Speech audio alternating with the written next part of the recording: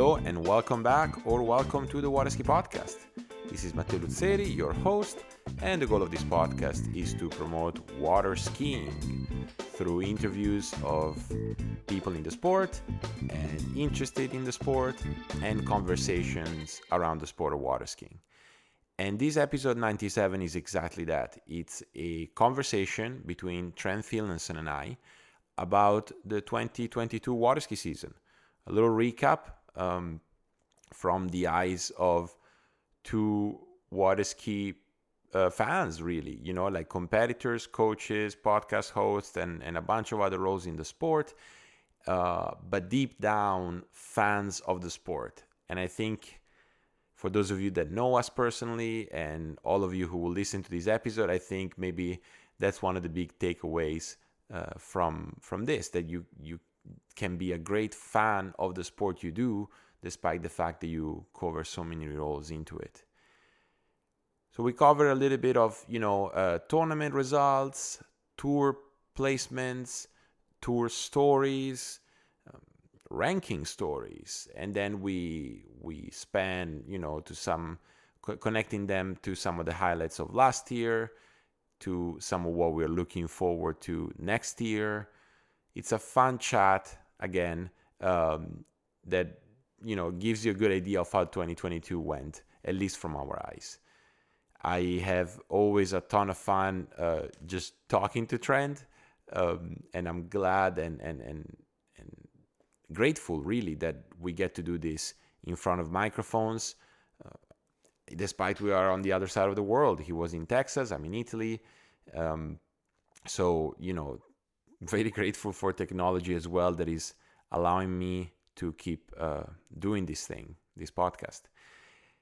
Now, this podcast, which is very dear to me, is brought to you by the Flowpoint Method. The Flowpoint Method is the online water ski training program developed by Jenny LeBeau and Marcus Brown, one of the guests of this show. Marcus actually a returning guest. So Jenny and Marcus leverage on years of experience and competency to give you a truly holistic approach to water skiing, covering technique, fitness, nutrition, and mindset. For those of you in the Northern Hemisphere, like myself, off-season is well underway. This means hitting the gym, working hard to prepare for next season. For those in the Southern Hemisphere, it's full-on in-season. So like you guys that are on the water, getting some water time, the program adapts for that too. So you can choose whether you're in-season or off-season, at least for the time being. And really, you could be amateur skier, you could be pro skier. The Flowpoint Method really has the structure and guidance for anyone who's truly committed to take their skiing to the next level. So you can become a member of the Flowpoint Method by going to thewaterskipodcast.com/Flowpoint Method, one word, or you can click in the link in the show notes.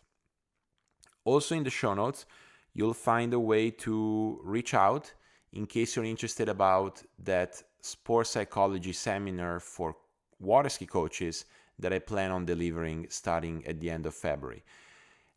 Just to clarify a few things, this will not be through the podcast. This would be a traditional video conference type of thing. I haven't decided on the platform that I'll use yet, but just to give a sense, it would be something like Zoom or Teams.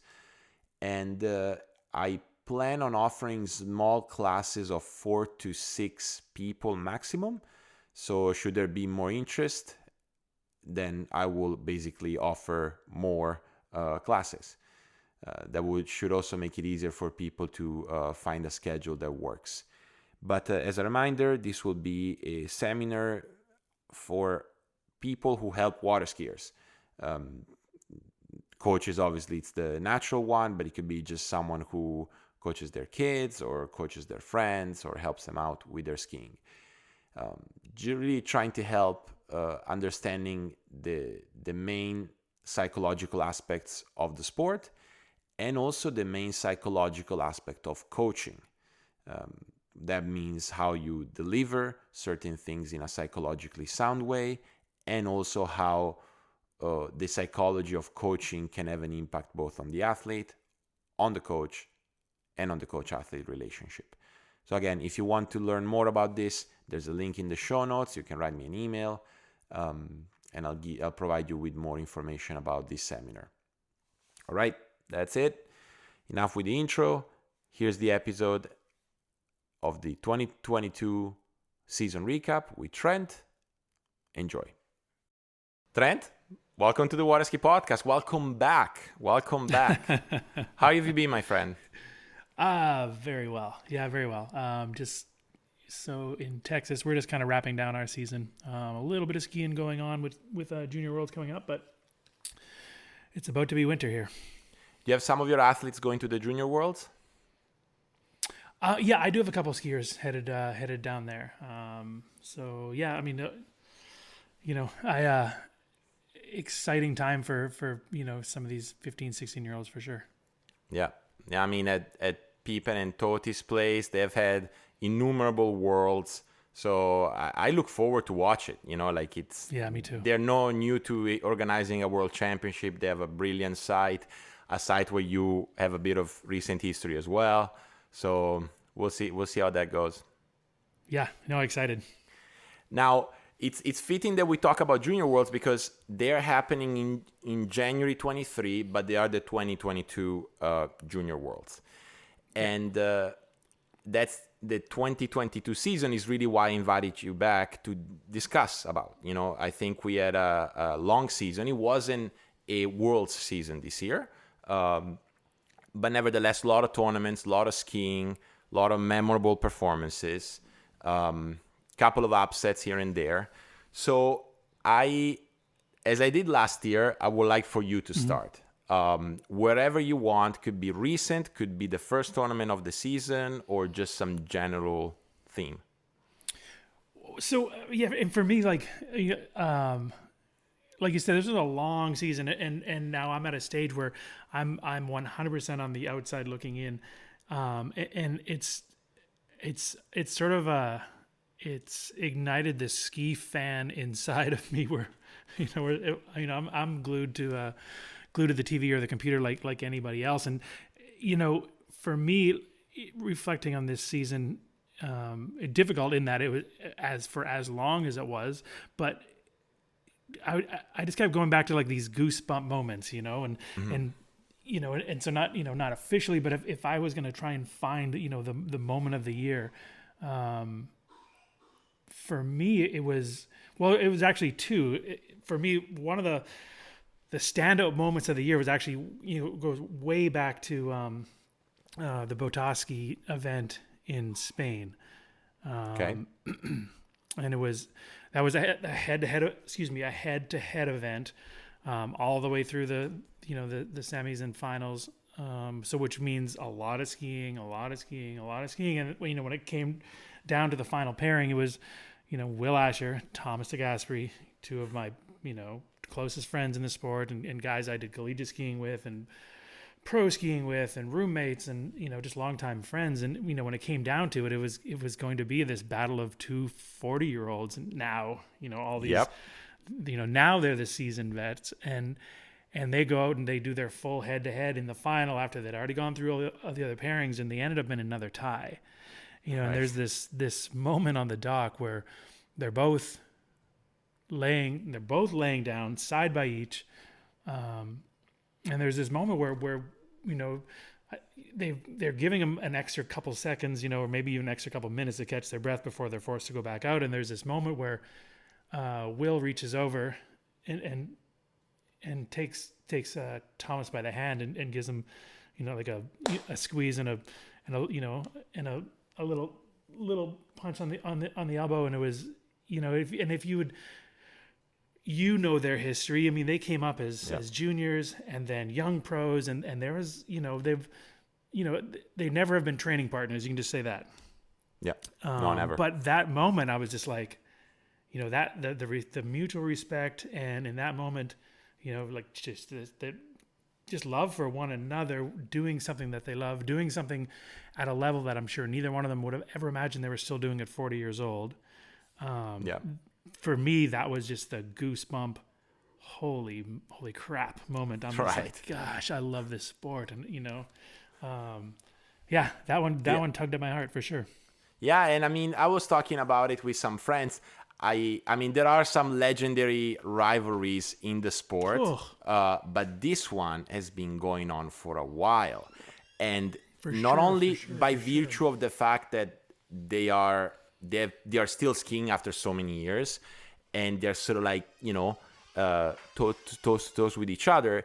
But the fact that they're still extremely relevant, like they win pro tournaments, they win tours, they, Yeah. not that Yes. they're like No, for making the sure. cut Like for not, the final, they're not just there, right? Yeah, they're not just still making finals. I mean, they're the it guys still, right? With all these young guys coming up, and there's still the guy that, they're not the long odds. They're the odds-on favorite when it comes down to it. It's and just in my mind, I was just thinking, like what just how many times have they been doing this since they were, round-faced, young men, young boys, to to at the height of their career to where they are now. And I was just like, it was it summed up water skiing. It summed up the last quarter century of pro men's slalom, and it summed up sport. It was powerful. Okay, so that was your one moment. What was the other one? And then the other one was similar field, but it was, and this is kind of neat. It kind of bookends the season. Butowski was very early, and Travers was very late. Second last Travers Grand Prix, second last event of the year, and it was Will and it was Freddie. And I guess everyone's going to know where I'm going with this for sure. But I'll just run through it briefly. Will and Freddie, and we'll just go right to the finals. They both run 41 in the final. And Freddie had already run it twice in both prelim rounds. Will ran it once and didn't ski a full set on the second preliminary round. Not important, but in the final, both these guys ran 41. They both ran one at 43. And history was made in that, a runoff was going to take place obviously for the win, but a runoff was going to take place where the starting pass was going to be 41, and that's just never happened at any event ever. And it's, it shouldn't be surprising, but I really had to think long and hard. But I'm like, no, of course this has never happened. Of course this has never happened. And it was, and it was similar too, where Freddie Winter is comparatively, he's not the young guy anymore, but he's certainly just moving into the prime of his career. And then the old guard Will, and there was again, like, just, and that's the thing. I mean, what the water ski broadcasting company is doing, we're getting to see all this, and you get to see them on the dock, and while those two didn't really seem to exchange a lot of whatever, like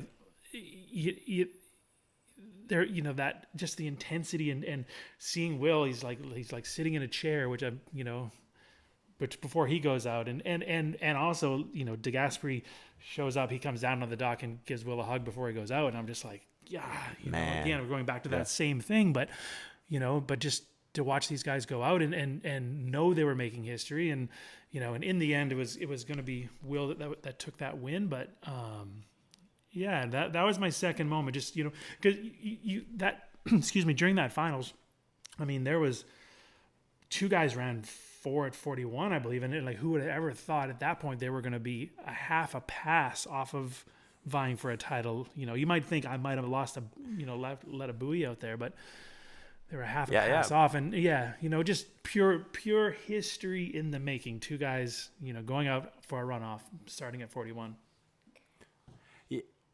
Yeah, and like the crazy thing, because I remember that podium pretty well. My friend Brando was third with 4 at 41, as you said. So again, another tournament at Jax where you go, like thinking back of the Worlds last year, some people skied unbelievable, really unbelievable. They would have won pro tournaments elsewhere, and it wasn't enough at Jax.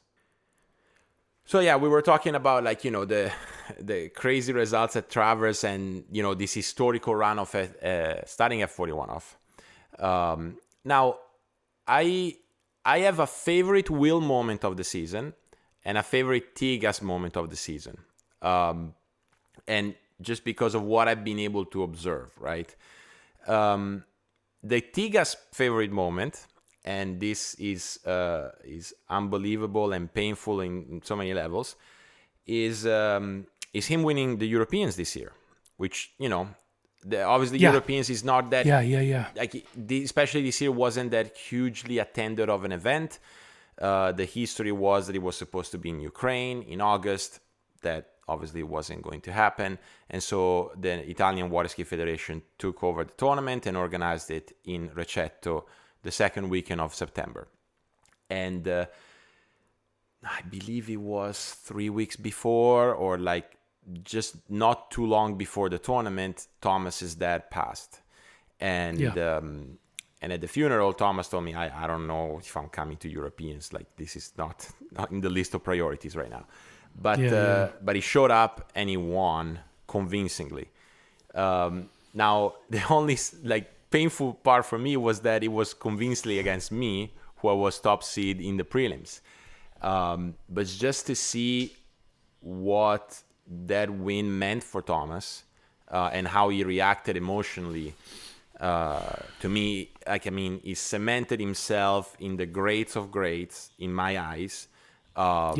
And also personally, like I don't know if I would have been able to be as professional as he is, because I think that's one of the things that you can recognize about Thomas' career is that he's a professional at what he does, and he showed up to work and he performed. So to me, that was a key moment.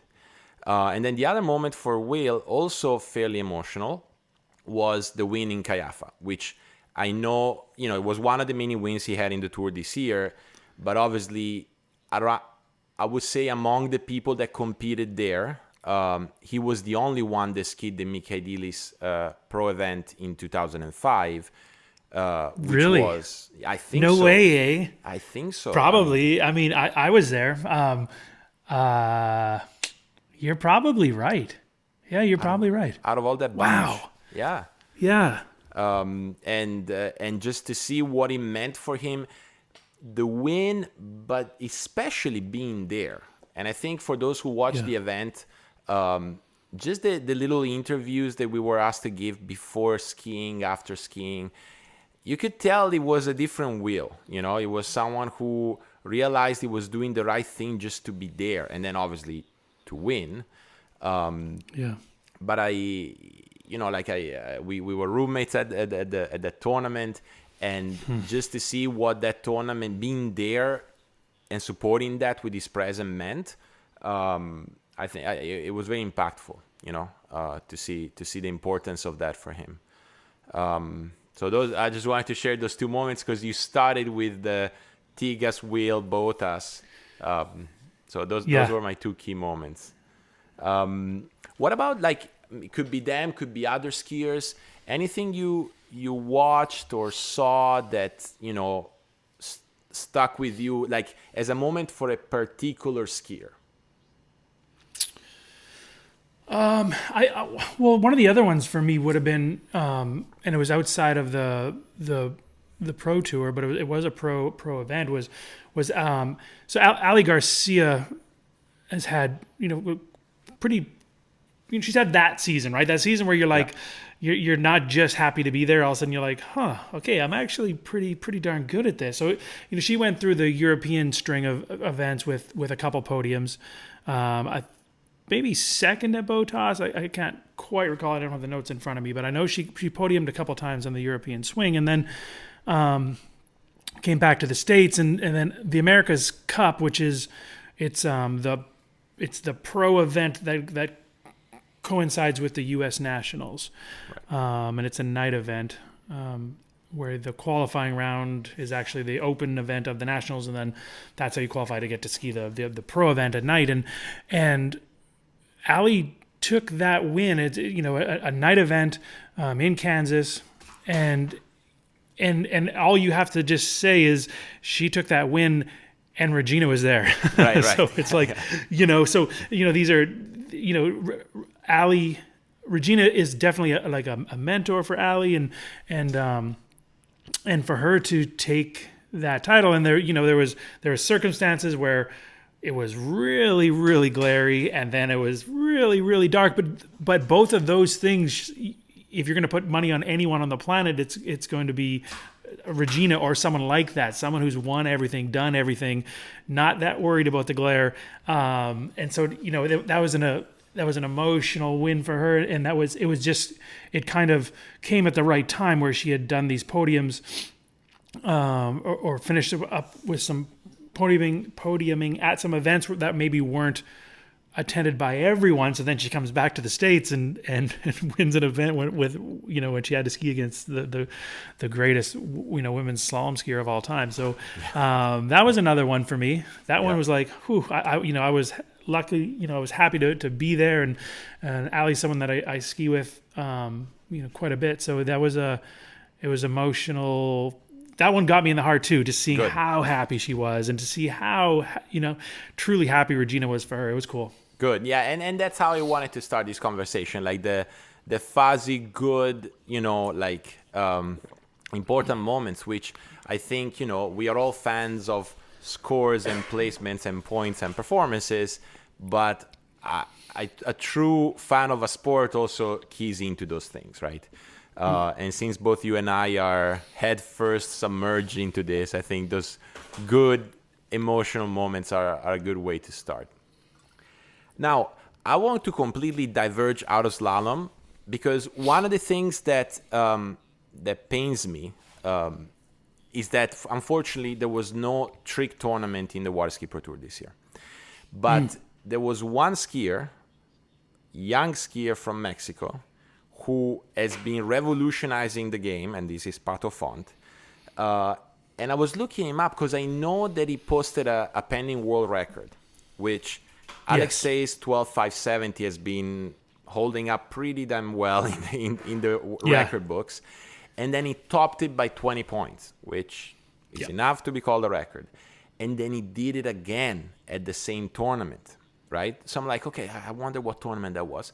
And I went on the rankings, and nowadays the world rankings have your top 4 or 5 scores. That they show the average of your top 2 and then your top 5. It's all above 12 grand. And the frequency with which Pato is doing 12 plus is unbelievable. I mean, we know he changed trick skiing, but damn, like 12, he did like 12 to 20, I don't know how many times this year, it's nuts. Yeah. It's nuts. And then that's kind of, and I've been feeling this way about trick skiing for, 10 years plus, where I'm like, there's fewer and fewer opportunities, but the level is just going through the roof, and that just speaks to you've got to be self-motivated and self-driven to excel at. It doesn't matter what it is. Doesn't matter if you have the opportunity to perform every Sunday or only twice a year. But I mean, especially when you don't have the venues or the opportunity to perform or to compete, that the level keeps climbing the way it is. I think it's insane. And back to Pato, I think he also got did he break the national collegiate record this year also? Not sure about that. I'm not sure about that. I heard he already had. I just hadn't heard. I know he did. I'm just not sure if it went through or not. Which is interesting, right? Because a long-standing record. For those that might not know, that are listening to this, there are different rules in collegiate trick skiing than in regular trick skiing, right? So in regular trick skiing, you have 2 passes of 20 seconds each, where you have to cram as many tricks as possible with the highest point value as possible. And generally, you see a pass with hands and a pass with the toe strap. Now, in collegiate, is 1 pass of 20 seconds. And especially the flips tend to be in hands, tend to be the tricks that award the most points. Now, in regular trick skiing, you have a limit of 6 flips per run. You cannot do more than that. In college, go at it. No limits. Yeah. And if you recall, Dylan Schaefer was one of those that really took advantage of that rule and started to push collegiate trick skiing. Right? He did. And he also changed. He changed. The sequences that he was doing to be able to cram that many flips in. Yep. Became the standard, right? There was like the certain, it's a back to front flip coming in on a reverse toe side edge, and like that, like there was a sequence in there that was at the time was like a head scratcher that you didn't really think was necessarily gonna evolve into standard tricking, but definitely he revolutionized it. And that's how old is that record? And again, I know that he did it. I didn't hear that it actually went through, but I mean that's a 10-year-old record. Yeah, at least. I would say it's more. And the thing, if I'm not mistaken, Ace, to do the record, threw in some nasty, like, ski line 7 front to front, which I believe is the only one that can do. But I find it interesting how Pato, obviously, to do 12.590, had to do some insane tricks. But the speed was the thing that really, awarded him that little extra. Right? Yeah. Now, these are all pending. Both those submissions of 12.590 are pending world records. So we hope, obviously, that they will become the new world records. But it's funny that you mentioned the Dylan sequence, which I was there when he was crafting it in Lafayette, right? He was working on that reverse edge for a back-to-front front flip. And then we agreed that and he did it. And it was amazing and unbelievable. But it wasn't a new trick, because it was a back-to-front front flip that already existed. But then he brought the ideas of, well, maybe you can do a mob front flip, right, from the back to back. And then he did that, and he submitted, and he got it approved. But that idea of, like, mob reverse, back-to-back, like, outside of the wake, and then back-to-front front flip from the reverse edge, that's actually one of the sequences that Dylan invented and promoted. And I would defend made the initial success of Pato, because it's a super fast sequence, right? Yes. You're just jumping into 800, 890, 850. It's very quick high points. So yeah, as I was doing my own little homework before this, that's one of the ones that shocked me. I'm like, wow, this is like it's gotta be one of the highest scoring seasons ever for a male trick skier. Yeah. So that was my men's tricks like point that I wanted to make. The other one, which obviously everyone has seen probably at least at my ski school like 100 times, is whatever the hell Joel did at the end of Masters with the ski line 7 salmon flop, and a reconfirmation. I mean, the Masters in tricks didn't go his way. They didn't jump, obviously. But another confirmation to me of what we said last year. Like, this guy is an alien. He even put it underneath his signature trick ski, Did you get to ski with Joel a little bit this year? Only early in the season. Like, only early radar. Oh, you know what? No, and actually at Herb's Cup also. Yep. Which would have been July. Yeah. Yeah. And it's been said, but it's like it's true though. It's it gets said over and over because it's absolutely it's absolutely true. Like he loves it. He loves it. Yep. Even when we're doing photo shoots, like he's the guy that's like doing backwards deep water starts on his slalom ski, and he's the guy that's while it's nice to get beautiful looking 38 photos, he's the kid who's like just taking shots at 41 and one more and like no, actually we're done, we got the photo, like no, I'm one more, and actually to that then it was this is kind of interesting. I think people find this one kind of interesting. So it was after like a long 4 days of shooting in a row. Mm-hmm. And then the fifth day there was like a morning shoot that we were going to do, and then the rest of the day was going to be off. And his, while we thought it was going to be the rest of the day off, he got Brooks Wilson and myself and Chris Rossi, and he wanted to go to boarding school and wanted to ski, and he just was like, I want to see if I can run like the perfect 32 off. I want you guys to tell me if it's perfect. And I'm going to tell you what I think, and so he did pass after pass after pass. And it was like, okay, like this was good. What if I did this? And he was searching for the perfect line, when there was really, you would think there'd be no reason to ski, but that's the kind of athlete he is, that one was a 9. Okay, well, I'm going to do this. And what's even crazier is he took one of the hardest falls I've seen all year on probably his 7th 32 off. Right. He's exploring some movements, trying to do one particular movement longer, and he got caught in a position that you would never guess a pro skier of any pro skier would be in. But that's the kind of, that's kind of skier he is. That one right there, I was just like, oh man, I wasn't doing this. Like, meaning at the end, I was taking a rest day, and I wasn't, at that point I wasn't getting, Chris Sullivan and Rossi to come watch my 32 offs and tell me how to make them beyond perfect, Yeah. So I was like, that's there's a reason why he is who he is. Yeah, and I think it's like he confirmed when I interviewed him, and also Matt, who's his coach, the guy, there's almost this like dual aspect. Like you look at his social media and he seems like a goofball and all he does is play around, but then there's the work on the back end that is intense and serious and meticulous and forward looking, and it shows. I mean, it shows to me. The fact, I know plenty of people spoke about it, but like the fact that he broke the overall world record in the preliminary rounds at the Worlds is just like, like it's just not, that will stand forever. It will stand forever. That aspect. Maybe his record won't, but the fact that he broke it at the preliminary of the Worlds will stand forever. Yep, for sure. I mean, that's like I'm not sure. I mean, if I was going to guess if that's ever been done, I would guess perhaps Sammy Duvall. Yeah, I was going to say like in 1980, 87, I think so. But yeah, for sure.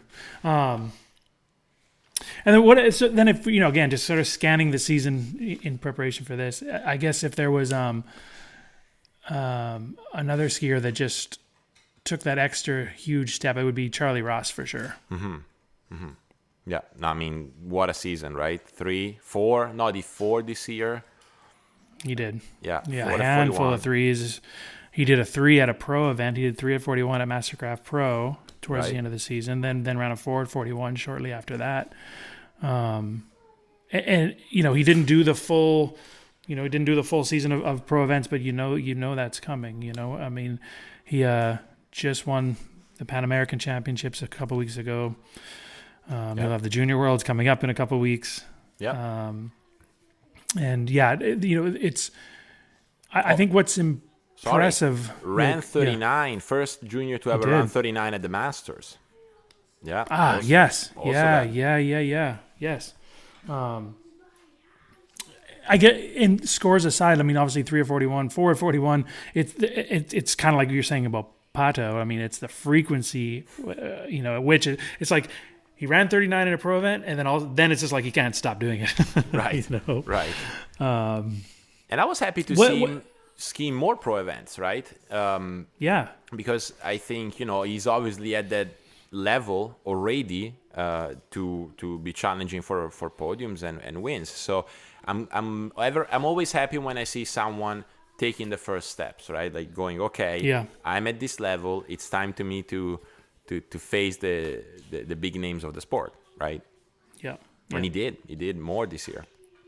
Yeah, for sure. And it's like, it's funny, like I hear, because like you, I talk about this most days and most hours of the day. Yeah. A lot of people really, they're confused by what they're seeing when they watch them, and like to me, it's not confusing at all. I think there's an aspect to his skiing that confuses people, and it's simply a lot of it is just biomechanics, like the shape of his body. He's incredibly long, he's incredibly light, and I think the reason why it's a little bit confusing to people is he given his body weight, he doesn't need to have perfect structural alignment. It can be a few degrees off without causing a whole bunch of separation. You know what I mean? Like the more force you're dealing with, the closer to perfect that your structural alignment needs to be. Right.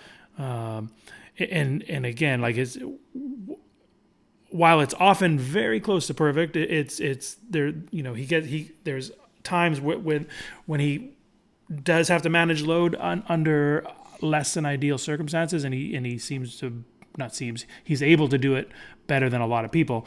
And again, I just, if there's something that is confusing about his approach, that would be it. But I mean, the lines he's running, the way he's moving, it's just, you know, it's kind of like Nate 15 years ago. It's not that it's necessarily completely different. It's just better.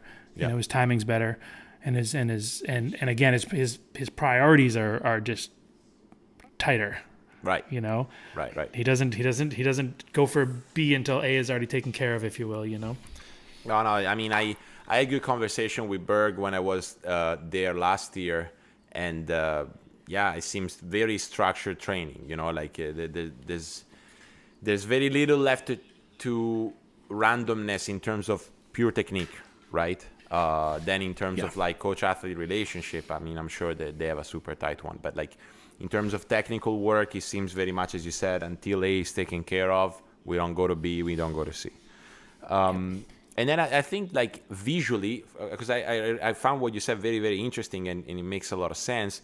To me, visually, I was trying to find a comparison, and I was thinking of like CP middle to late 2000s, where it was unstoppable. And I know it was a different time, different boat, different skis, blah, blah, blah. But it was also different. It was strong. Yeah. And we always think of CP as like perfect position. Like when CP is on his roll, like it's like water ski perfection. But it's also because if he loses his position minimally, perfect, things are, you know, for sure, go south. Yeah, for sure. Yeah, no, 100%. Yeah, and I think if there was ever like a skier that well, I guess I've already mentioned it. It was when Nate was younger, and he was even lighter than he is now. You know, like it was that you could see that. You're like, well, it's not that. Why is it's not that classic slalom position? You know, but again, less. You know, the less force. You know, if when that strength to weight ratio starts getting skewed, you know, way out of proportion, then it doesn't need to be as perfect. But you know, it's still it's the same, just better. Yeah, exactly. Now, speaking of Nate, obviously undefeated for the 2022 season. Literally every tournament he skied, he didn't lose. And if I'm not mistaken, you might have to correct me here, but I'm pretty sure the last tournament he didn't win was California Pro-Am last year when he lost in the first head-to-head against Tigas. Yeah. Yeah. I think since then, whatever tournament he won. He won. And yeah, so what I think was so interesting this year was, you know, part of it to this kind of injury that was reoccurring, where there was, you know, longer spans where he was off the water. He kept winning this year, even when he wasn't that full half step above everybody else. You know what I mean? Like you go to California Pro-Am this year. I mean, he was literally the last person to make it into the finals, and even that he got into the finals based on a rule, like not a technicality. That's what I'm saying, but he was tied for the bubble spot to be in or out. And they didn't need the rules on that tournament. There was not going to be a runoff. You were just going to go, you know, you were going to get pulled in based on your ranking. So, I mean, literally barely made the final and won. So, and I was just like, okay, so this guy can do it from both ends, right? Or even look at the last event of the year, Miami Pro. Miami, exactly. You know, I mean, he was where other people were in that. I guess they were all tied up at 3, and other people were like, you know, Neville was early to 3 and just kind of checked. No, not today. You know, Nate barely got 3. You know, yeah, and then kind of the same thing in the final runoff between he and Dane. Like, you know, Dane was cruising, everything looking really, really easy. And then, Nate, terrible one ball, squeaks out a 3 1/4. So, I mean, it was just, it was interesting to watch, like you say, like, yes, dominant season, and that he can still win even when he's, seemingly playing a little bit of catch up. Yeah, and that's I think you pointed it out very well. Like this year, he has some, solid wins, no questions asked. Basically, 3-4 buoy gap that Nate Smith has gotten us used to. But he also got some wins where he had to edge out, and he managed. I think that's very telling of how mentally strong he is in tournament and how confident in his ability. Because I honestly thought when I saw Dane in Miami after the first 2 rounds, I'm like, okay, this is his win. Yeah. Like he's been waiting for it. This is his win. And up until the end, it looked like it was gonna be his win, and then Nate squeaked out that little a quarter of a buoy. 5 times replay. Did he have the handle in his hands? The usual thing we're used to, and he did. Yeah. So yeah. No, I mean, all this to say that like next year, a lot of pro tournaments in sight in Europe, in the US, in Australia. So and the worlds are back at Jax for the second time in a row. and you and could you set that stage any better? Because I mean, the last one was just like insane, right?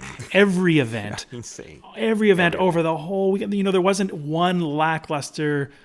Women's slalom, women's jump, women's tricks, and same thing women's for tricks, dude, and same thing on the overall race for both of them. And it's like there wasn't a lull. So I mean, if you're just inviting everyone back to it's like just a rematch. It never happens in Water Skiing. So this is going to be a treat. Yeah, no, I mean next season is going to be intense for sure. Now, I was thinking about another statistic that I didn't sort of key into, especially on site, but this year, women's jump champion at the Masters, Lauren Morgan, first timer. Men's jump champion, Joe Poland, first timer. Yeah. In an event where, and I'll say this, like in jump, you see, especially in men's jump, I would say, you see a lot of youngsters booting massive jumps over the last 20 years. And then you see the experienced guys that have gone through the middle 20s, late 20s, posting big jumps, right? In the middle, But then, then you got Joel, who you could defend is young. He's like 22. He's still in the first part of the curve. And Lauren, who's 28, 29, winning their first Masters. Did you watch? What did you think about the Masters? Let's go with the jump event. Well, I think out of those two, I felt like it felt like it was Lauren's to win. You know what I mean? Obviously, not to say it was going to be easy. I mean, of course, it could never be easy, but it felt like it was Lauren's to win. Where, I mean, it would have been tough. It would have been tough to say. Well, I was going to say it was going to be tough to say that was Joel's tournament to win, given who he was skiing against, right? But exactly. But it's like for Joel, it's the same thing. I guess it's 2 years in a row, right? I mean, he was top seed going into the finals the year before, and I think he probably ended up second. Can't quite remember. Yep. Yeah, second. But I mean, still, when you're jumping against Freddie and Ryan on a site that they've that has made both of their careers famous, right? They both have memorable wins, jaw-dropping moments on that site. They both own that site, Yeah,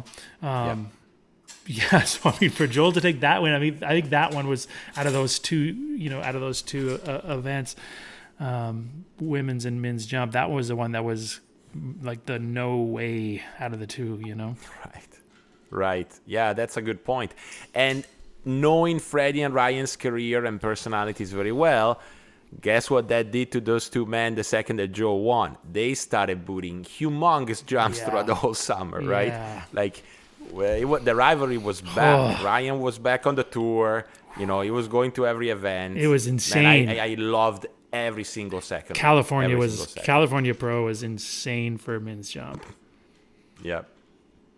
No, it was good to see, you know, and it's good to see that there are these, you know, young jumpers, you know, your Joels, your Jacks, your Taylors, who are just like they're knocking on the door and saying, "Come on, guys, it's our turn now," you know, like we're coming for you.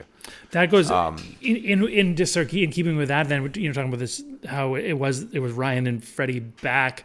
You know, Freddie took it in California, and then you go to Mastercraft Pro, and that was another one of those moments of the year too, where, you know, just fast forward, you know, well, man, I mean, in the final, Freddie put out like a 2:32 or something very close to that, and came in saying, you know, I'm pretty sure, and Freddie will always say, I might have left the door open, but I mean, for Ryan, what did Ryan go in the final, 240 even, or?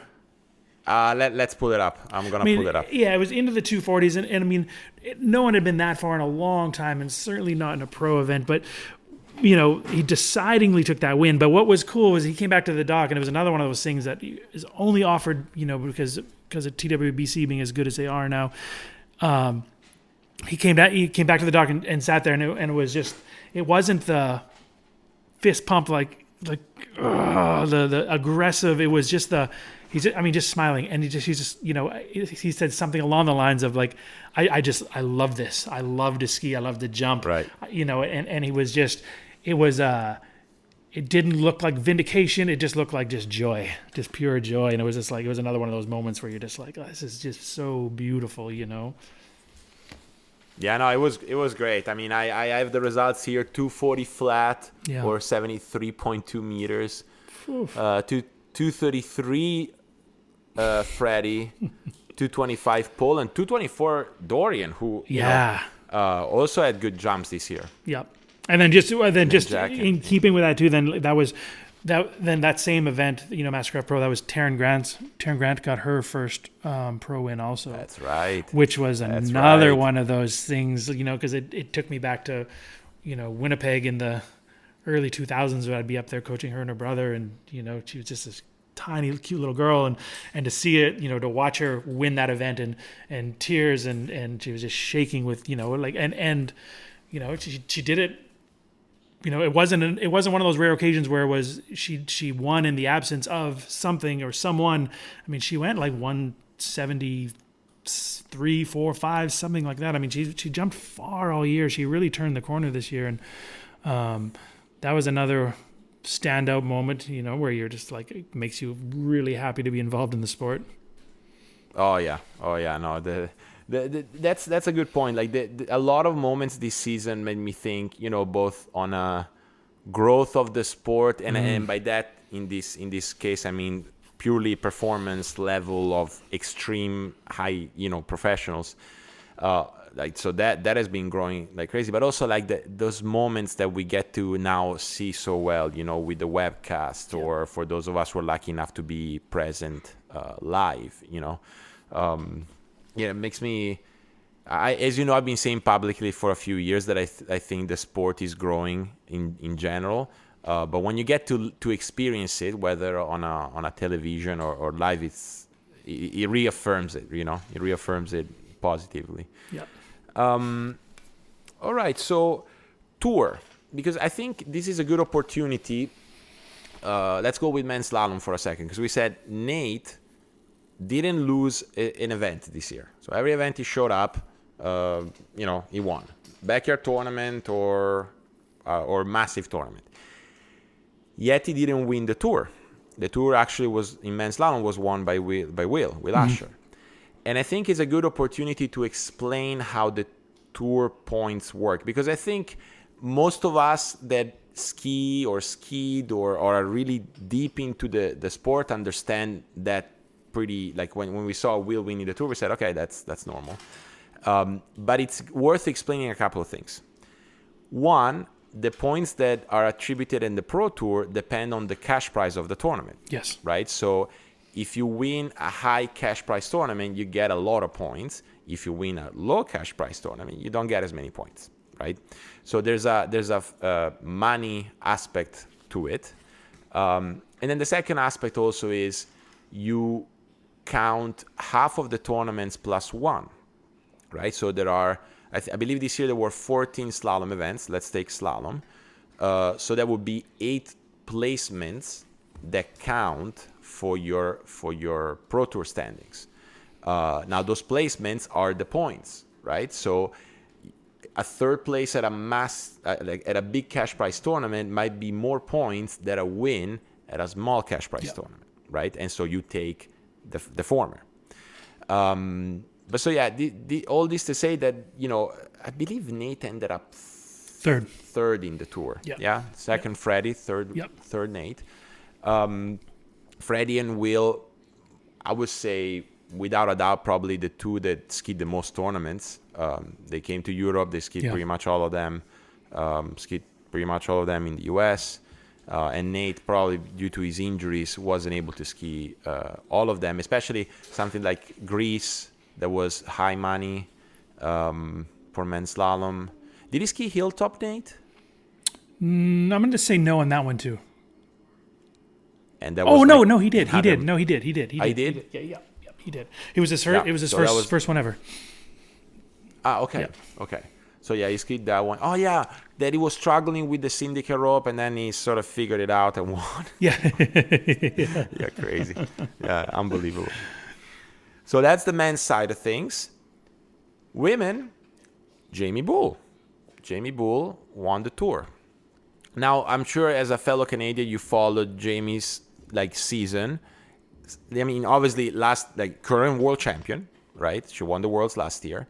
That I keep going back to that moment where she tied with Whitney and Malibu Open last year for women into 41. Yeah. I mean, if there was ever an indication, like a need to affirm her place in women's slalom, I think the month of September, October 2021 just sorted that. Yeah. But how did you see her 22 season?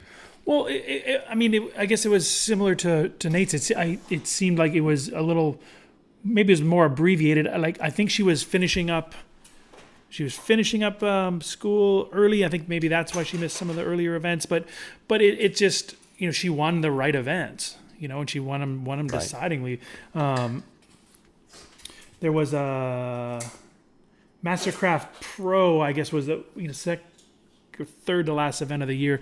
That one was, you know, if I was gonna what stood out for me on Jamie's season, it would have been that one. You know, her and Whitney both ran 1 of 41 in the final and had to go back on, you know, an all Canadian final runoff and and just like the 39 she ran in that final was just something. I mean, Regina makes him look easy. Whitney makes him look easy. This one was in that category too, where it was, you know, she looked just always a half step ahead of the entire pass. So that runoff for the win at MC Pro was probably the highlight in my recollection. And super tight competition on the women's side. I mean, just to give you a sense, Jamie won the tour with 364 points. Yeah. Second, Regina with 353. That's 11 points.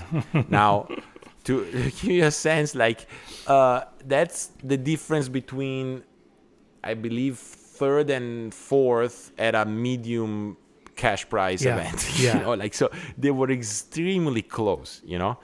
And you can see it in the wins. I'm gonna pull them up here. I think, okay, so Jamie won Botas, San Gervasio, Caiafa, third at Hilltop, second at California, won the Mastercraft Pro, as you said, third at Malibu, and second at Traverse. So every tournament she won on the podium. Yeah. Then you got Regina. So my computer is not collaborating here. But Regina won Swiss Pro, won Lake 38, so started strong. And then won Hilltop, third at California, third at Mastercraft Pro, one Malibu Open, one Traverse, one Miami. So obviously had a strong finish of the season. But no, I mean, super close. And then third place, Whitney. Fourth place, not too far, Ali Nicholson, right? Who came to Europe and went to pretty much all the events there were. And I'm sure that if there were two more, she would have gone to those two. Yeah. And skied very well this year. Yeah, she did. She. I mean, you're looking at it right now. Like she had just a pile of seconds and thirds. She's that skier that has one more like quarter step to make, and then she'll be looking for her first win. I mean, she was right there, and she's getting a long ways down 39. Consistently too. So yeah, I think I saw something on Ball Spray a few weeks ago of like who's gonna be the next one to run 39 after Chelsea ran 39 at Hancock, and I mean my money goes on Ali. I'll say it. Yeah, my money goes on Ali. Next year I think so too. She'll do it. It's because even watching her, I watched something this week. It would have been. I think it probably would have been her 39 at Travers. It was that pass where you've got the swing height, you've got the right spacing, and then it was just, I believe, 3 to 4. She just did too much, and I've seen her do that a time or two. Where you're like, this thing is done if you just try and stay on the line you're on. You've got enough room to run this thing through the end of the pass, and it's like, I've seen her a time or two just try to get. If I'm just a little bit earlier for 4-ball, this is going to be okay, Yeah, right. But right. Again, you remember. It doesn't matter what line length you're talking about. You run enough 4s and 5s, and you start to respect your spacing a little bit, and you're like, I'm just gonna. This line will work, Yeah, and especially with 39, I still sometimes fall prey to that phase where I'm skiing the pass, I have some rhythm, and I feel it's not the right rhythm, and I try to change, and in the water I go, right? Yeah. Whereas oftentimes you're just better off skiing with the same pattern you have and carry the course down. But sometimes whether it's because you respect the pass too much or... That's a good way to put it, or whatever, you just try something, different or what you deem is better or something too much or too little, and... a short rope length, you're done. And that's it. And you briefly mentioned it already, like that. So if and again, thinking about the season, I was like, what were kind of my maybe surprises this year, or maybe as they lean towards disappointments, and I thought it was I thought Chelsea. I know Chelsea was busy; she was out of the country a lot, but I expected her to have a bigger season than she had. In terms of on the pro side of things. But again, I know she was in Canada a bunch skiing, and she had a lot of, she had personal reasons that were going to let, these events place second. But she made history running 39 at the end of the year, and like I've heard, I think she's the 10th person to do it. I think there's 11 if you include a C class score. I think she's the 10th person to ever do it. All right, let's run them down. So it's Christy, Natalie, Karina. Yep. Regina. Yep. Whitney. Yep. I'm not in particular order. Whitney, Jamie, Mano. Brooke. Sam Damala. Sam. That's the one I think people forget. And then I would say it's Chelsea. And then it's Chelsea. Yeah. I think April had a full 39 at a C tournament. April. Yeah. I don't think it was record though. Not whatever. But yeah, whatever. Yeah. But good fun. Yeah. So and again, having watched her over the last, I guess, really 4 years. I've known her for a lot longer than that. I watched her ski up when I would go to tournaments, in North Carolina. But that was the one where I was like, "Ooh, that's big, man." I mean, because 2 years ago, she would have been as likely to run 2 at 39. A big difference between 2 at 39 and 1 at 41, obviously. But that one, I mean, she made history. That one was really, really impressive to me. and especially knowing her story, starting skiing, For sure. you know, well into the mid-20s, Yeah. you know. I mean, I love how she said in my interview with her, because I obviously, when she did one at 41, I just started texting her, like, we got to record. Yeah. And how she bought her first ski on Overtons or Barts or online for $200 new. So imagine, I mean, it was probably a very, very, very beginner ski. And at 26. Yeah. And, you know, and now 13 years later, bam, one at 41. It's impressive. Very impressive. If that's not the indication, because I'm sure you have these conversations with people like, a little too late to start water skiing, or I used to water ski, but I'm 40, it's, yeah. or 50. No, you gotta ski, man. Yeah. This is the indication that you gotta ski. Yeah. Yep. You know. Yep. That's definitely, you know, again, that'd be a highlight of the season, and it'd be interesting to see what that kind of does. Like, you know, I mean, just think of the people that haven't run 39. You know, amazing skiers. Look at like, you know, Pedrini. She's insanely good, and she's way more than capable of running 39. You know, I know she's done it. I mean, I would guess that she's probably done it 50 times in practice. You know, and maybe that's light. For sure. You know, and again, like these, you know, like Ali Garcia's and Ali Nicholson. I mean, there's some of the big players that have never done it. So I mean, that's it's impressive. No, and I think, I don't know, maybe I'm thinking too far ahead, but with Worlds at Jax, I think we're gonna see some not yet seen 39s in the women. I agree. And then you want to bring the conversation to the men's 41s. I mean, there's some names now that are we're waiting. Yes. We're waiting for them to run them. Right? Yes, wildly capable. You know, I know Dane Meckler did it, you know, in a runoff at the previous Worlds, but, you know, Dane, Cole. And honestly, I've been saying this for 12 years, but Stephen Neveu, and he's in a different place with his skiing, and he's less emotionally attached. He's another one, absolutely could just show up and run 41. I'm missing a bunch, but I'm going to throw in Rob. Sure. I think Rob, because he hasn't had those fives, but I think Rob, if he gets a good start, he's going to be one of those. Yeah. You know? Yeah. Brando. There you go. Yeah. You know, like a lot of fours this year. Yep. And I know for a fact he has been running some in practice. Like there was a moment this season where 41 was going down, you know? No, so there's a few of those coming next year too, you know? And, you know, thinking of this season, the other one, because we briefly talked about, you know, Taryn. The other one that really surprised me on the positive this year, I'm so happy for her, is Brittany Greenwood. Yes. I mean, she was right below, you know, Lauren in the prelims at the Masters, was like jumped, you know, over 180. I'm sure more than once this year.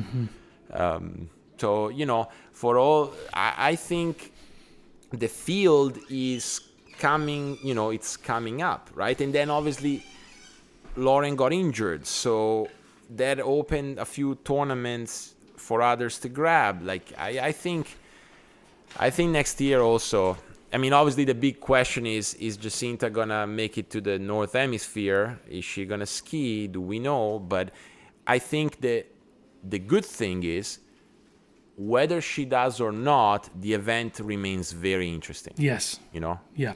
Yeah. And I think that's a great thing about women's jumping, you know, at the end of the day. Well, yeah, that'll be interesting too, is like, will Brittany be healed up well enough to attack by Worlds next year? That's you know, she will do it as fast as anyone humanly possible, because I mean, you know, again, her work ethic and her level of fitness going into the injury, going into the rehab, was, you know, so superior to a lot of other skiers but that'll put her, you know, from when she got hurt to Worlds, that would put her at about 14 months. Right. So she'll be skiing, but it'll be like, will she be ready to jump 190, you know? Which is, that's a good point, because also, let's not forget that Lawrence is in the same position. For sure. Same surgery, actually, yep. Right? I think about a month apart. Because I keep thinking, you know, when we talk ACL, I keep thinking Regina.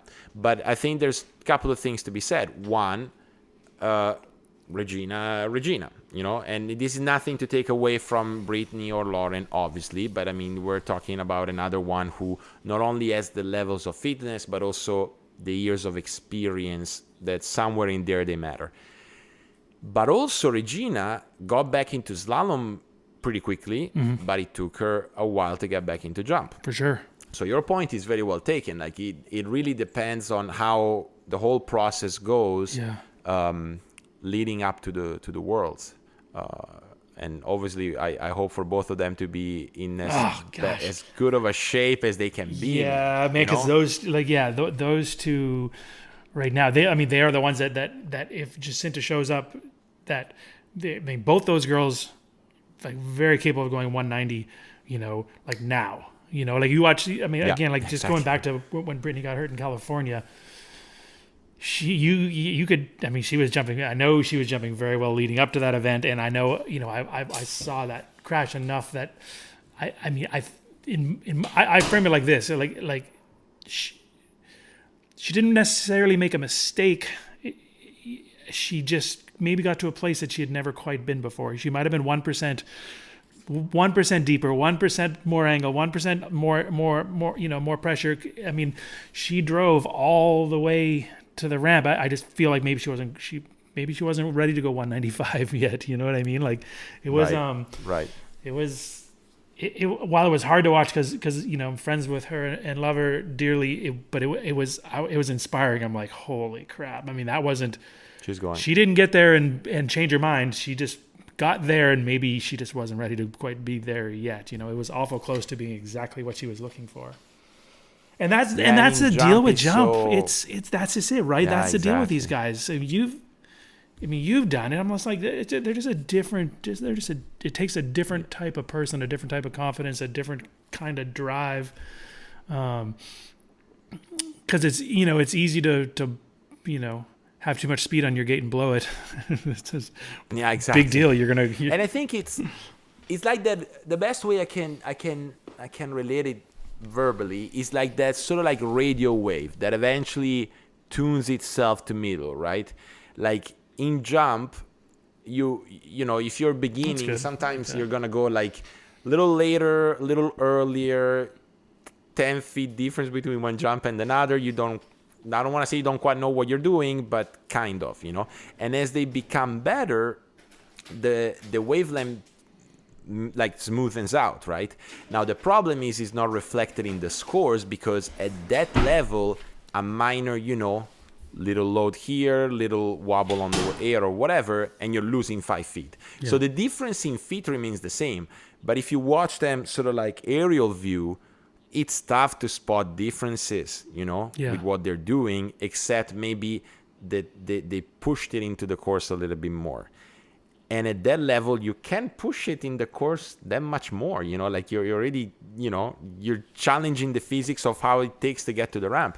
And when you do it intentionally. Yeah. At least I think at that level, at that top 10 jumpers, male and female in the world, if you go a little bit more, you're going because you want to, Now, what happens going to the ramp, it's a different story. But when you're looking at the ramp, the classic shot of like the face of someone in the helmet as they're looking at the ramp ready to turn, they know what's going on, and they decide what they want to do or not want to do, Yeah. So no, all this to say, best of luck to both of them and to other athletes who now in the off season are recuperating from injury or getting ready to get surgeries of various kinds. Obviously, my props and best wishes. All right, so the other thing again, I looked at rankings a little bit before this. There's 3 guys with averages at 43 this year, which if I think back, I think there's been seasons with averages of 2, like averages 43 by 2, by 3, maybe even by 4. What do you make of that? What do you think is allowing 41 to be run? Yeah. Let's say more. It's I think touched on when we were talking about, Allie Nichols, in that it's letting that line play out a little bit, right? It's that and you had said, like, that sometimes you respect the past too much, and I think it's that. I think it's and again, Nate put this into motion 15 years ago. Was it 15 years ago? If it wasn't, it was 12 anyway. We're just started to respect the past less, started to or fear the past less, and that past just started to grow for people, and you watch Will. I've got a video of Will running 41 probably in 2005 or 04 maybe on a Monza. And at the Hazelwood. Yeah, I've seen that video. Yeah, so you watch that, and then you watch the way he ran 41 at the Grand Prix, and you're like, that's just not the same. So there's been, obviously, like, massive refinements to technique and from then to now, in ideal, like what were certain ideals then, they're not the ideals now. And that's not to say that there's no, it's not to say the mechanics aren't drastically different, but just restructuring priority, understanding the difference between load and acceleration, and how they're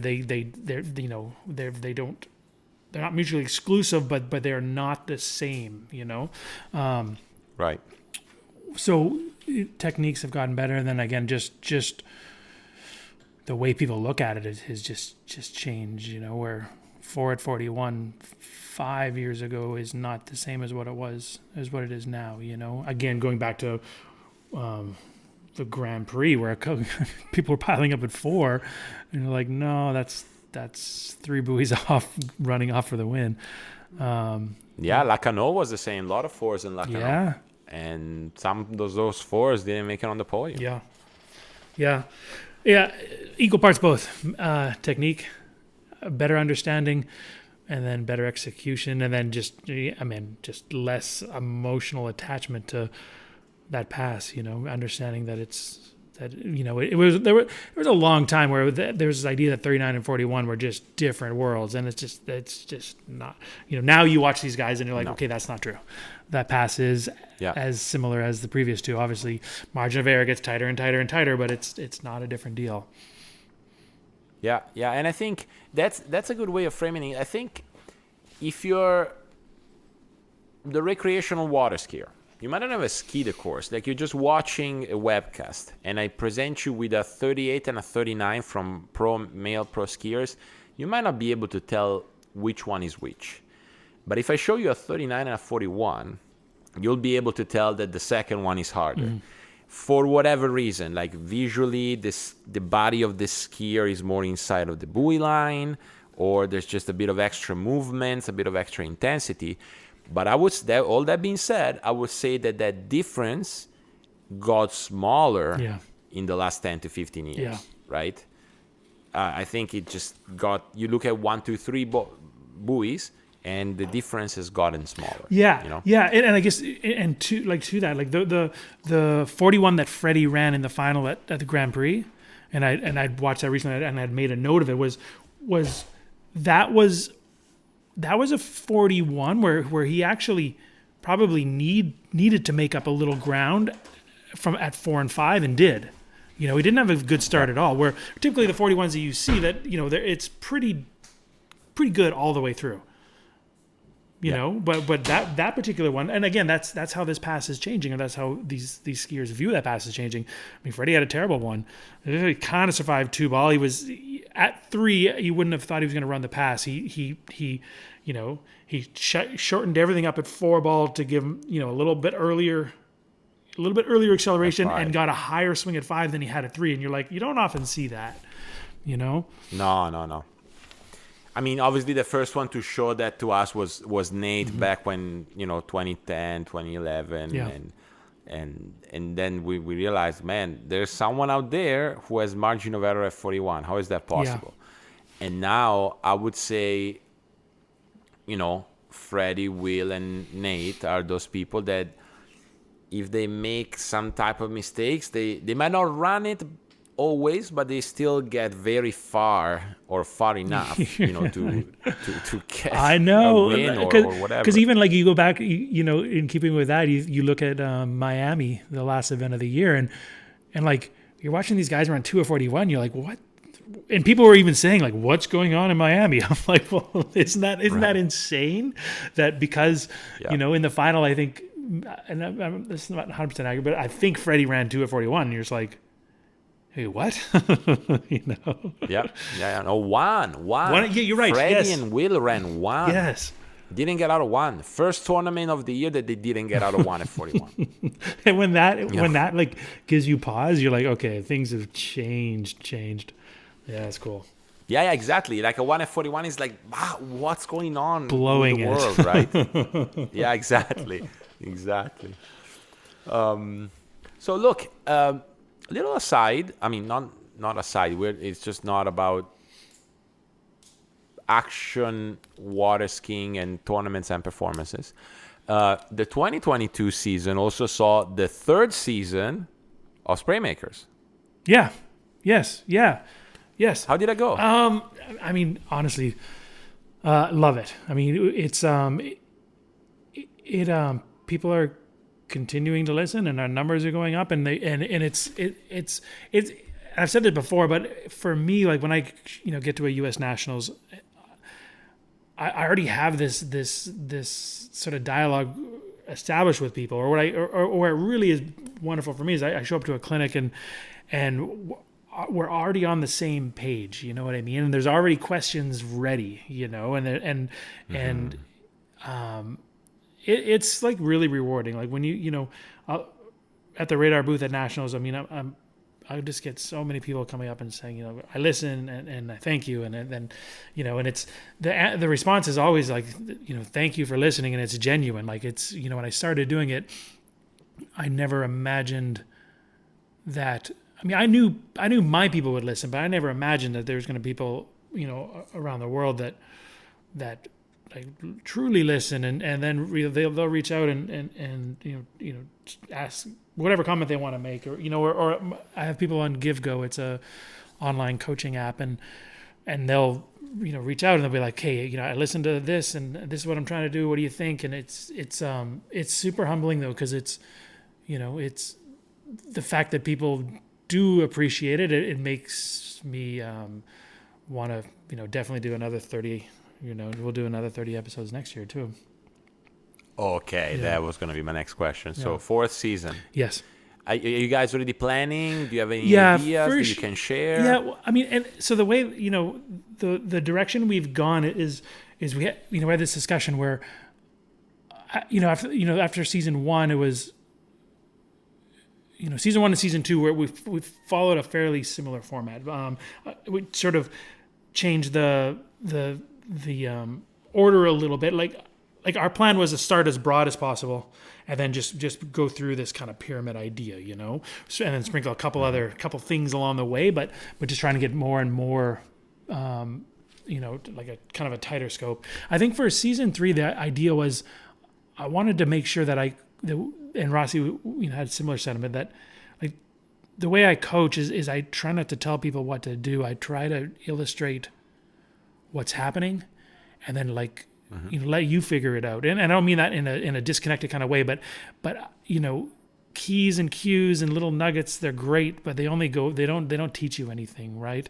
Like I don't want to instruct, I want to teach. So season 3, that was the idea with, and why I think it was our best season yet was let's teach. I don't want to instruct. I don't want to just tell you how to do something. I want to teach true cause and effect, and then let you draw your own parallels, let you connect your own dots, because that's the way I coach, and I know I'm really confident that's the best method for continued growth. Like I don't want, it's in my coaching. I'm always have this idea where I don't want you to need me. I don't want you to be handcuffed to ski with me 4 days a week. I want you to, I want to build your knowledge base. I want to start drawing some parallels between cause and effect. And then I want you just to figure it out, cause that's, if you're going to be great, and that's the only way that it's going to work. So that was the intent with season 3, and I think we did a good job of that. And then season 4 is going to be similar, but I know we're going to bring in more. Sorry, not more. I know we're going to bring in some guest hosts also. Yeah. Big change. Yeah. Big change. Yeah. I like it. Yeah. Because again, like oftentimes, because that it's the conversation, right? That really allows for learning. So, we're going to bring in some more skiers, or bring in some different skiers, and try and see how they filter or through which lens that they can, that they view things as it pertains to whatever topic we're on that day. So, it's definitely excited for that. So are you going to choose the skier based on the topic, or do you feel that the topics are so encompassing that you could sort of get any skier and then you want their input on that? Probably yes to both, but to me, like, definitely there'll be certain topics where there's going to be a skier come to mind where we're like, wow, I would love to hear how you think about this, and the cool thing is a lot of skiers. So this came up on one of our podcasts where Rossi made the comment where, he's like, well, you ask Will Asher, he's going to tell you gates aren't that important, and Rossi was alluding to a comment that Will had made to him years ago, and I think that's what's going to be interesting, because, my response was, that's like saying, that's like a tall guy telling you that being tall isn't that much of a benefit, right? It's like, well, maybe he doesn't have to put that much emphasis into it because it's what he does is almost perfect. So I think it'll be interesting though, just to get some real world takes on the way that we're trying to lay out this roadmap. Well, look, I know the podcast is very successful, and I know it because I have a podcast, so I understand the numbers behind podcasts. I know it because I have a ski school, and people at ski school, like, I cannot begin to tell you how many times this year they came and said, so I listened to Spraymakers last night, and etc. Yeah. I'm like, okay. And then it ensues a very good conversation, which actually makes coaching on water so much more efficient. Yeah, I agree. So much more efficient. Like, you don't have to say, you have to read the Bible as you're, in between second and third pass, but you can just go, okay, that thing we talked about, what do you think about now? Like, did it happen? Yeah. What can we do different? So I a lot of skiers that have been, starting really showing up on the dock with like, I listened to Spraymakers last night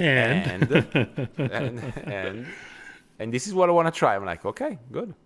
Because I agree with you. Like, it's very similar. The approach you have to coaching is very similar to the ethically correct approach in sports psychology, meaning, we work through whatever it is you have to work on so that by the time we're done working, you're independent in that thing, right? Yeah.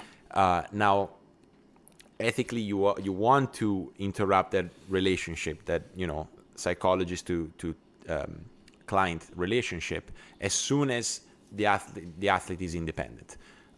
With coaching is different. There's actually a relationship which is part of the actual performance, but still, like, as long as you're independent on it, you don't need me at tournaments, and we can move on to the next thing, because there are a trillion things that I could be identify and help you with, but I don't want to do that. Like, you have to be able to sort some of that yourself so that we can together work on the next thing. Yeah.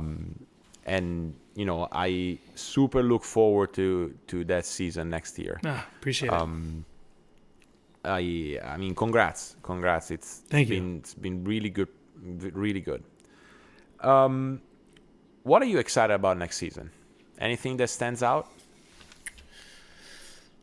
Well, I mean, I honestly, I guess it's we mentioned it's going to be Worlds. It's just the last one just so, I mean, again, the last one was just over delivered. So, this year, I mean, it's just going to be, pending an untimely hurricane, it's going to be the event of the year. Yeah, that's always early. Yes, I forget that variable. It's right in the season, it's right there. But, that's And as things are shaping up, because that's the other thing, like, as things are sort of shaping up, probably the Pro Tour, at least the dates that are somewhat confirmed by now, will be over before the Worlds. Mm-hmm. So that means a couple of things. It might be that there's a Tour champion into the Worlds. It might mean that skiers are a little tired, like after traveling the world and ski a lot of high stakes events. So yeah, because obviously 21 was a little bit of a shortened season. We were still getting out of COVID, like we were still in COVID. So, people showed up to the Worlds not as season tired as say maybe this year. Yeah. I mean, I went to Miami and I was there and we were all sort of looking at each other like, okay, let's go into the off season, guys. Okay, it's been long, been a lot of tournaments. So yeah, I mean, I agree. Probably that's the most exciting event next year. Yep. And then it's just going to be, again with all the momentum that the Pro Tour has gotten this year. The 14 events, and just how high the level of skiing ended. With the last with Mastercraft and with Grand Prix, it'll be interesting to see how it picks up. Who's doing what this off season. Yeah, no, for sure. And in my personal hope, and I know I told you this off mic, I really hope to see some organizers doing trick events into the Pro Tour. Yeah. I think we've had ample proof over the last few years that event is super exciting. It's super competitive. You have talent scattered around the world. I mean, South America, North America, Europe, Australia, a lot of great trick skiers, both in the men and women field. So I'm hoping to be watching, some high-level trick skiing next year. Yep. Trent, I don't know, what else can we do? I think we kept it like last year, very unstructured, which, as you know, is always my goal. Anything else you want to say? No. I mean, again, like there was just so many moments this season that were only made possible. Again, like I sound like it's an advertisement, but it was only made possible because of the work that the TWBC is doing, the Water Ski Broadcasting Company. And there's been there's a few of the events were broadcasted by other companies, and they do a great job too. So as a whole, whether it's TWBC or whether it's Kelvin Kelm, or who's doing, I'm not sure who did some of the ones in Europe, but again, the access we're being granted, and especially through the quality of TWBC is, it's changing the faces. You know what? I shouldn't say it's not changing the face of the sport, but it's allowing people to see exactly what you see when you're at an event, exactly what I used to see, what I used to feel. Just some of that it's the stuff. It's a lot of the off the water stuff. Whether it's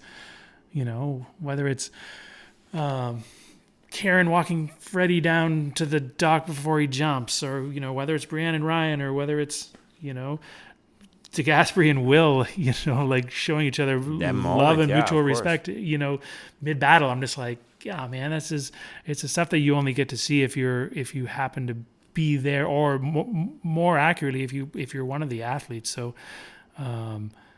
we're blessed that this is where water skiing is at the moment. You look at where it was 10 years ago, 15 years ago, where it's definitely it's more than I ever witnessed, and it's more than I ever imagined it, that it would be in terms of growth. Yeah, no, I agree. And I think the great thing about TWBC, this obviously is the product. What they do is unbelievable. I pride myself that I employ them every year. I have a pro tournament, and I plan on continuing to do so in the future. But there has been two things that I believe their work changed the sport indirectly, and maybe we can conclude with those. One is that the other webcasts improved. Or even just like, if you want to do a webcast in water skiing, that's the standard.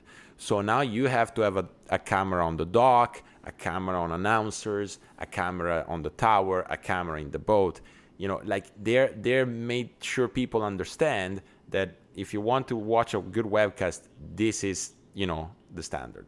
And he's improved the others. I mean, there was different company at the Senior Worlds and the Junior Europeans. This is a Greek group that has been webcasting some in Europe.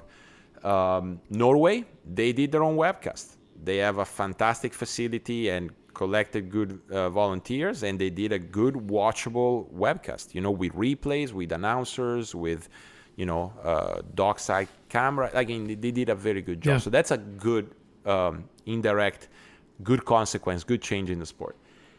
The second one is that we as skiers have gotten used to the fact that there's that side of things, you know, which, I mean, I started doing pro tournaments, you know, 10 years ago.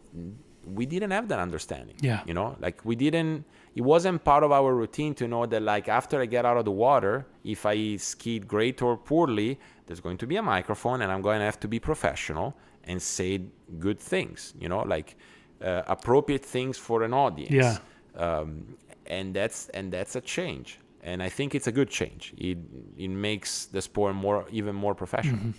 Yeah, for sure. No, there's definitely a shift in responsibility where, I mean, there was a lot of years where the difference between a pro event and just your normal record tournament were barely discernible. So, it definitely